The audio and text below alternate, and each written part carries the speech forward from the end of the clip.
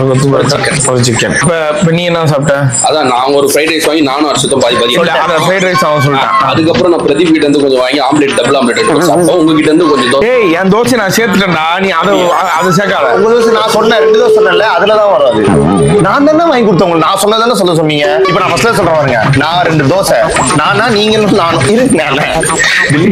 வேணா கொடுங்க, இல்ல ஏமாத்திட்டு வரேன்னா ஏன் இப்படி ஏமாத்து? ஓனர் என்ன பாக்குறேன், ஓனரோட வச்சுக்கிட்டே ஏமாத்திருக்கல. ஏன் இப்படி பண்ற?